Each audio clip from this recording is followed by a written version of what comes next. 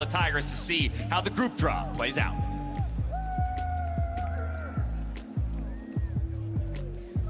Welcome back to the 2022 World's Draw Show. It is time for our teams to be drawn in their entirety, slotted into groups A, B, C, and D, and awaiting their opponents that make it through play-ins. Now, our pool number 1 features the top seeds from our major regions in the LPL, LCK, LEC, and LCS. Pool number 2 consists of the second-seeded teams from the LPL, LCK, and LEC, as well as the first seed from the PCS. And Pool 3 rounds out the competition with the third seeds from the LPL and the LCK, as well as the second seed from the LCS and the first seed from VCS.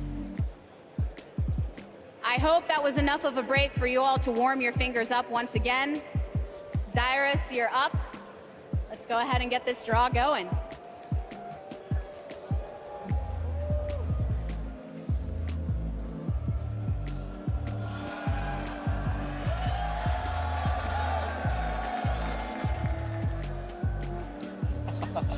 Nice, nice. The delicacy.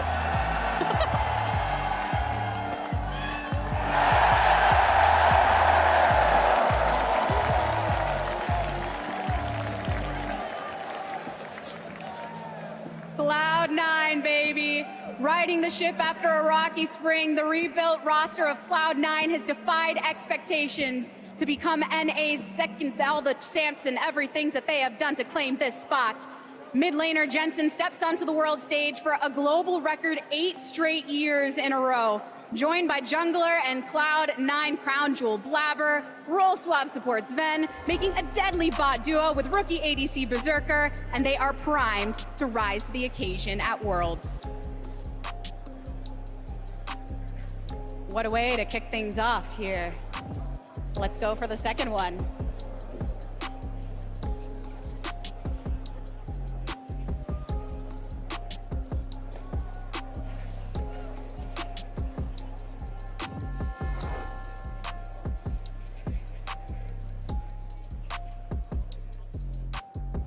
We got. Right, we have JDG here going into Group B here from the LPL. What a story that they have had coming into this stage at this point in time, fighting their best for this portion in Worlds. The top-seeded JD Gaming is only the 3rd team to win both spring and summer splits in the region. Led by mid laner Yagao and jungler Kanavi, this team is as aggressive as they get, always looking for picks and always finding them. Little can stand in the way of these juggernauts, except perhaps their rivals in top esports, but before they face off once more, JD Gaming must take down their competition.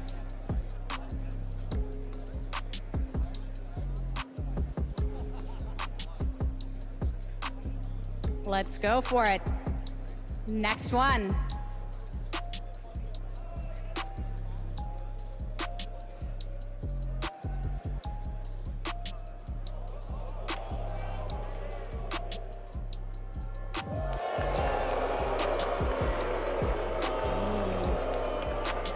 Rogue of the LEC going into Group C. Now the rise of Rogue has been swift and consistent with strong regular season showings and back-to-back Worlds appearances. Despite losing 2 of their stronger players after 2021, Rogue returned with an even more dominant lineup, thanks to the additions of Amalrang and Comp, making Rogue poised to wreak havoc.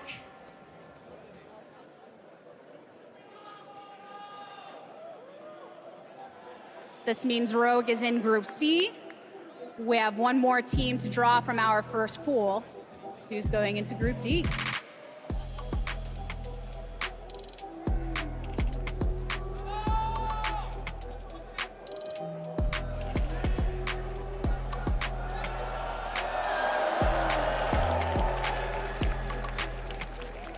Gen G coming on through into Group D. Now all Gen G knows is success. A roster carefully cultivated, regional superstars claim the LCK title for the first time in the org's history, ending the reign of giants before them. Now, so much experience on Gen G, from former world champion Ruler to Chovy, who is making his 4th straight Worlds appearance. We haven't even talked about Peanut yet. You know, the LCK Finals MVP. GG's to everyone else, and welcome Gen G to Group B.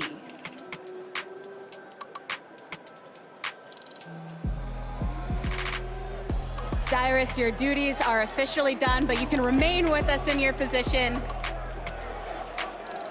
as we continue here with our draw. High's got us covered with our second pool here. Are you ready? Let's go.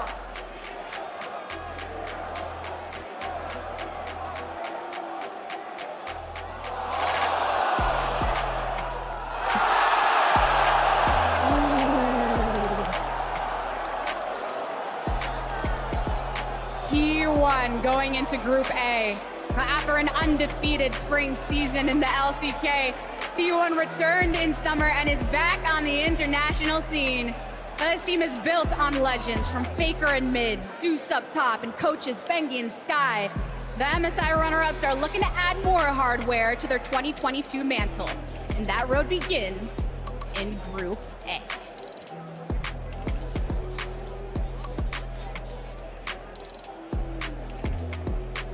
Group A is starting to take a little bit of shape.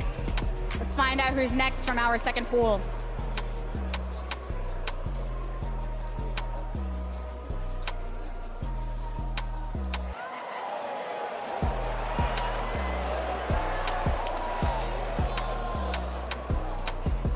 Top Esports moving to Group C. Now, though they are the LPL second seed, Top Esports was actually the first team to qualify for Worlds from the region. Now, the duo of Knight and Jackie Love are the core of this team, and World 2019 Finals MVP Tien still dominates the Rift. After a year of competition in one of the fiercest regions, a refined Top Esports is ready to take on the world.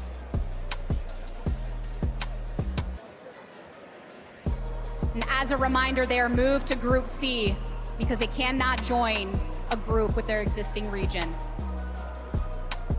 Let's go for the next one.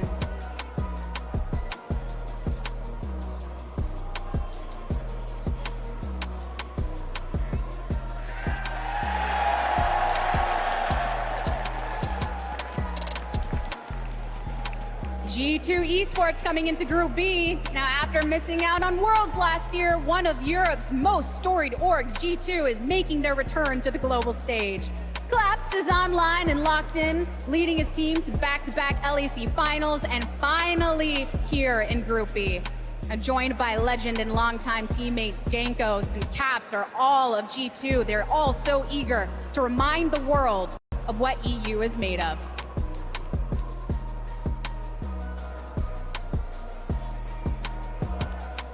One more team to be drawn here from our second pool.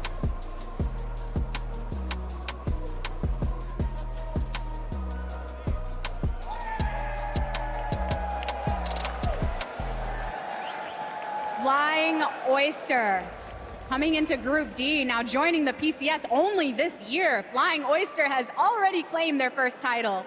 Top laner Rest has waited 3 years to return to the global stage, with many members from Flying Oyster waiting their fair share of time to return to the limelight. Now, rookie Shun, however, finds himself at Worlds in his debut year. And as his team looks to continue their historic success, please welcome all of Flying Oyster to Group D.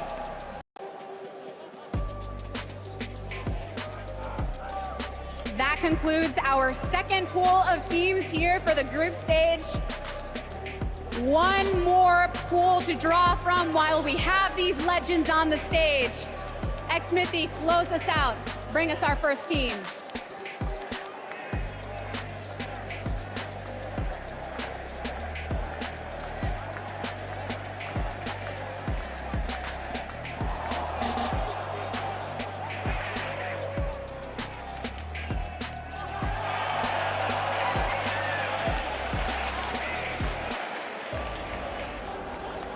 Damwon Kia from the LCK moving to Group B. Now, in a region defined by global dominance, Damwon Kia have made their legacy as LCK's first team to make 4 consecutive Worlds appearances. While Damwon has rotated between top lane Monster, Rookie Birdall, and veteran Nuguri, Showmaker is in top form, and every member is eager to redeem themselves on the global stage and reclaim their World Championship title.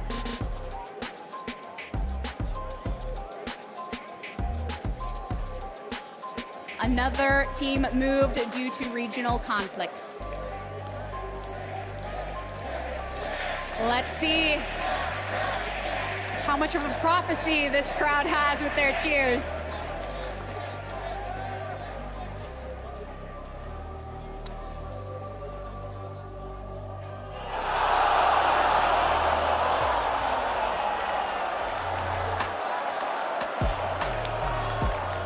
Edward Gaming coming into Group A. The champs are in the building. Edward Gaming returns with the same roster that won Worlds just last year and are looking to go back-to-back in 2022. Legendary support Mako leads a balanced attack that includes teamfight studs Viper and Scout. We'll see if our reigning champs can run it back and claim another Worlds title.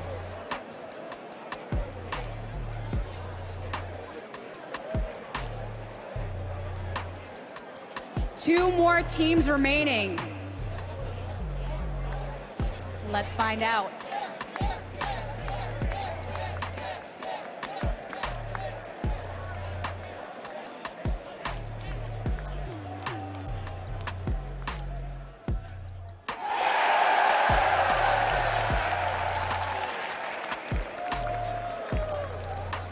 GAM Esports for Group C.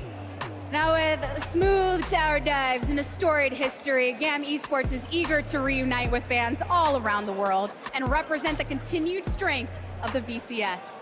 Jungler Levi has something extra to prove as he returns to North America and competes on the same turf as his former Org 100 Thieves. And with a team as in sync and celebrated as GAM Esports behind him, he's sure to find success.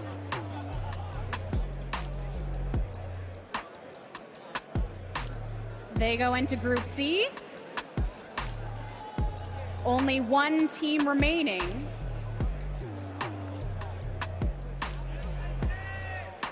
I wonder who it is.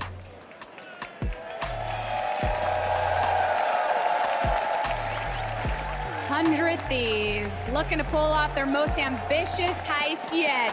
100 Thieves enter Group D as a fierce force to be reckoned with. Brawl of the Jungle Closer has helped lead his team to 3 consecutive finals and back-to-back Worlds appearances. With the strength of one of the greatest LCS top laners of all time in Someday, 100 Thieves are eager to steal their way out of Group D.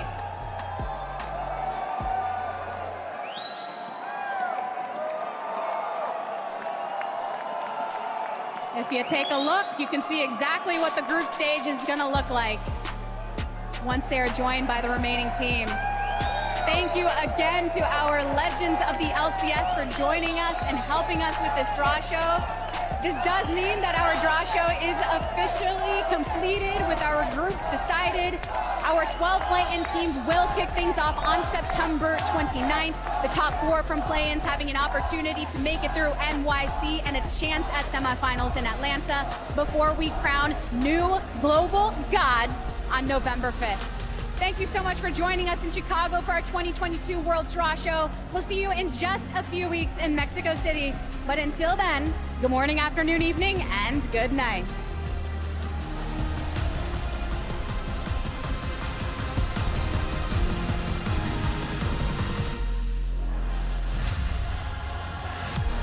Well, there you have it. The World's 2022 group stage draw is complete. And while we stand here and absorb this for just a moment, I want to let people know that we've brought none other than C9 Fudge onto the desk to get his very initial reactions to Cloud9's draw. You're the 1 seed in Group A, but you're staring down the likes of T1 and EDG. Fudge, what's your initial reaction?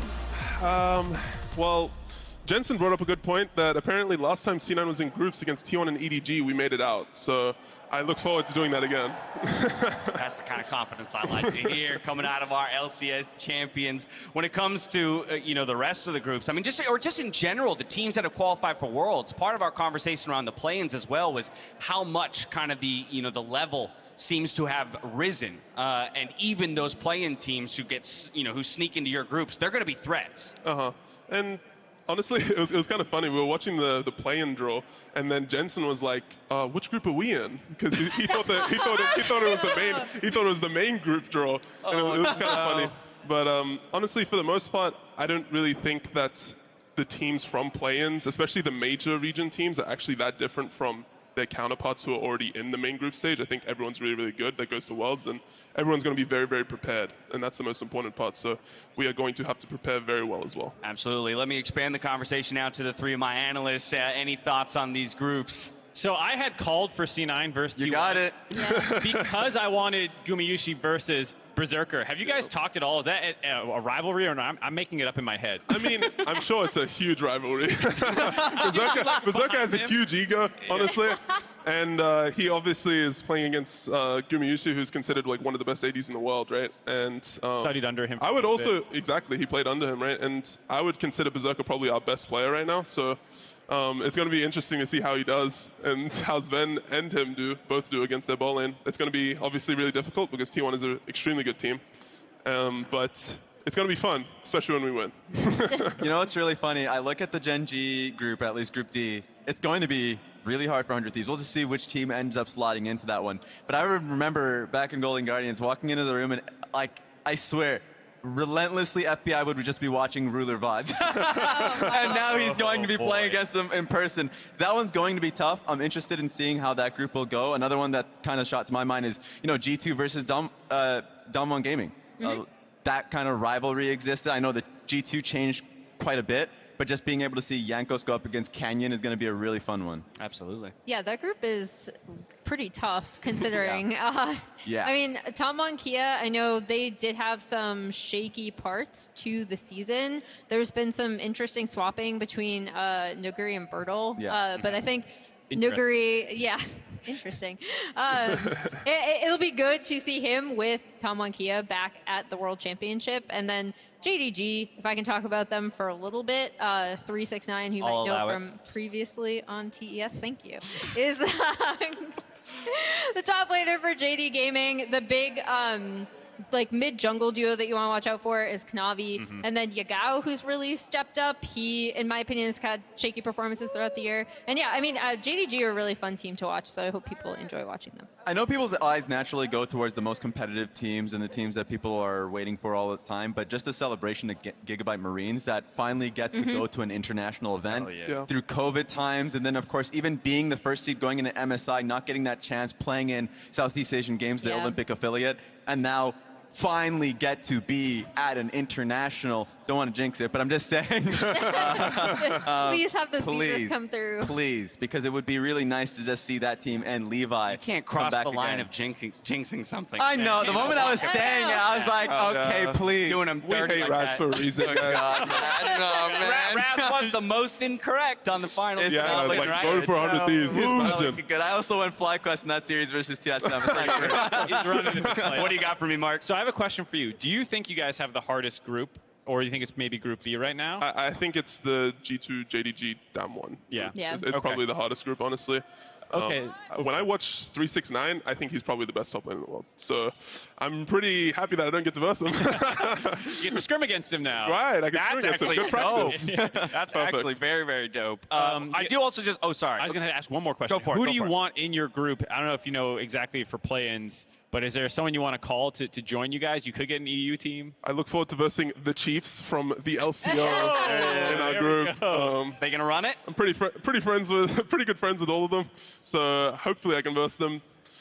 Don't think they're gonna make it through, but No, I like that. It's like EG get the 1 seed out, right, and then Chiefs 2nd seed over Fnatic 3. I like it. There it is. I'm right there. I'm right there with you. Gonna be fishing any information from Coach Babbitt. Yeah, he already messaged me to hang out. He's already in LA, so. Oh, there it is. Nice. There you go. Real quick, too, I just want to recognize the LEC's 1 seed, Rogue. They dominated in their series today, and so I think that that's something that needs to be talked about. You already mentioned Gigabyte Marines, who are going to be in their group, but top esports as well. I think they've got pretty solid prospects without knowing who that 4th team will be in their group. Yeah, that team is insane. I feel like we've seen these players multiple times in finals, and they are always so close and always just one team fight away, and then they fizzle out. But the individual players, you already just go to Knight and Jackie Love, just demons. And so I'm excited for that one, especially just a shout out to Rogue. The fact that they finally won that championship Odwamne early on, just like tearing up. It was a big moment, and so now it's going to be a pretty damn good competition in Group C. So, Fudge, my final question to you is just going to be about the draw of the other NA teams. You are the one person who's actually gotten to play against them. I know that you guys feel you're definitively a step above the rest, but when you take a look at the competition your NA brethren have to face, what are your thoughts? If I'm being honest, I don't really think any other NA team will perform well at Worlds. C9, as it always has been, will be the best team from NA. The hope is always. And we will be the hopium. And we're going to try to fulfill that hopium, I guess. Worlds is here in North America. Of That's course. pretty dope. The support will be amazing. Any particular city that you're honestly most inclined to play at? I really wanted to go to Toronto, but now there's the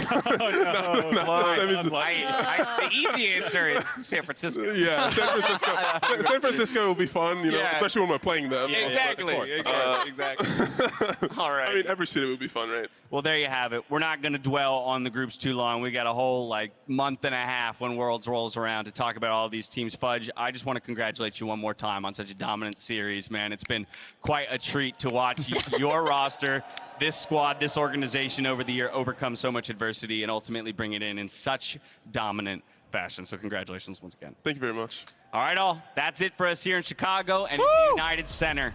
So on behalf of myself, the casters,